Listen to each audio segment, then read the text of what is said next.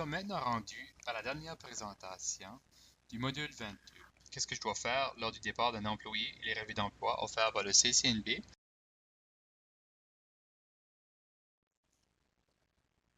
Lors de cette présentation, nous allons montrer un exemple d'un relevé d'emploi électronique ainsi que papier déjà rempli et aussi pour les pêcheurs indépendants.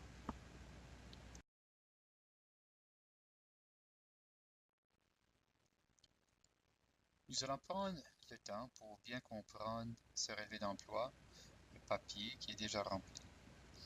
Donc, en haut à gauche, en case numéro 1, nous voyons le numéro de série qui est donné par l'Agence de Revenu Canada.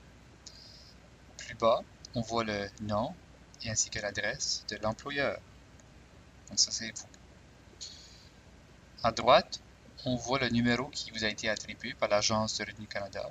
Donc ce numéro de 15 chiffres doit être inclus là. Et on doit aussi inclure quel genre de période de paye. Donc si c'est pas la semaine ou la quinzaine. On doit aussi inclure le numéro d'assurance sociale de l'employé. Plus bas, on voit le premier jour de travail, donc dernier jour de paye, et date de fin aussi la dernière période de paye. Et à gauche, on voit par exemple ici c'est Jean Tremblay, ainsi que son adresse. Assurez-vous que l'adresse est correcte.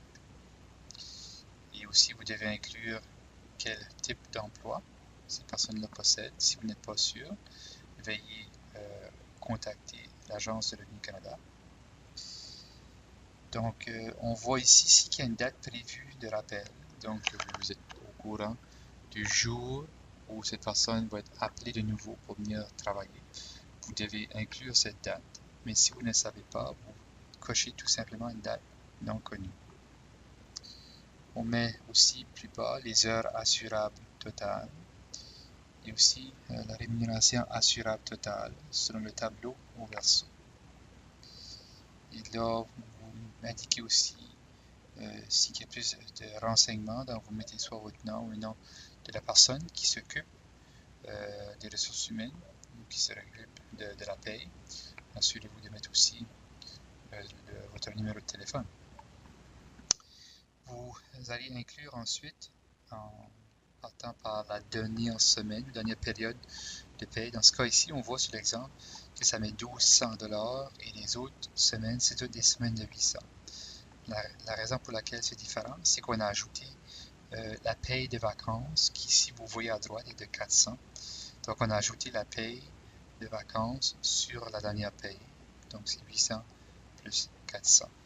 Donc, dans ce cas ici, il y a 14 périodes de paye. Et ensuite, plus bas, on voit que la communication, vous pouvez choisir si vous voulez en français ou en anglais, le numéro de téléphone, et vous inscrivez ainsi que votre nom et l'adresse.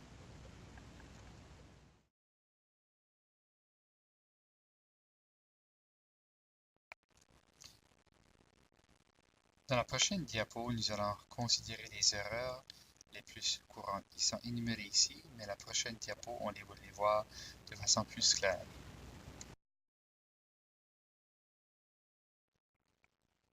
Voici quelques erreurs les plus courantes. Les erreurs les plus courantes sur le relevé d'emploi surviennent dans les cases et les situations suivantes. Case 12, date de fin de la dernière période de paie. Donc, assurez-vous de mettre la bonne date.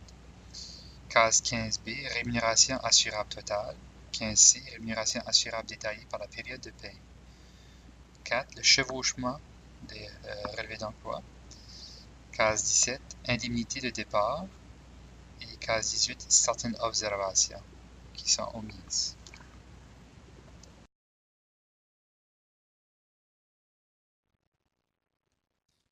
Si jamais vous décidez de produire vos relevés d'emploi électroniques, donc voici comment est-ce que ça va ressembler. Vous serez capable d'aller imprimer cette copie pour ensuite le donner à votre employé et ainsi l'envoyer une copie à l'Agence de Revenu Canada et l'autre pour le conserver dans vos dossiers.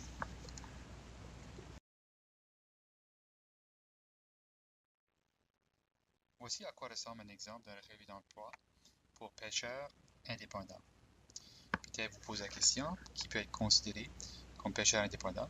Pour être considéré comme pêcheur indépendant, il faut participer à une prise et ne pas pêcher pour son divertissement ou celui d'une autre personne.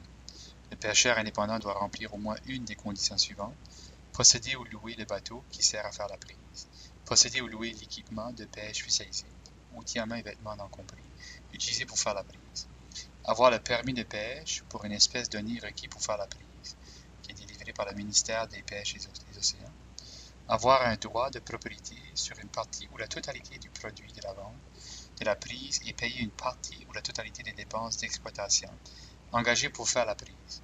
Le pêcheur doit donc payer un montant ou un pourcentage prédéterminé des dépenses engagées par l'équipage pour faire la prise, peu importe sa valeur. Par exemple, le coût du carburant utilisé pour le voyage. Si la personne est liée par un contrat de louage, de service ou un contrat de travail écrit avec une société ou un particulier, elle n'aura peut-être pas droit au relevé d'emploi pour pêcheur indépendant. Pour vérifier si vous êtes bien considéré comme un pêcheur indépendant, communiquez avec l'Agence du revenu du Canada. Quand dois-je produire un relevé d'emploi pour pêcheur indépendant? Vous devez produire un relevé d'emploi pour une personne dans les 5 jours civils suivant la fin de chaque saison de pêche ou dans les 5 jours suivant la date à laquelle la personne en fait la demande. Vous devez aussi produire un relevé d'emploi lorsque Statistique Canada vous le demande.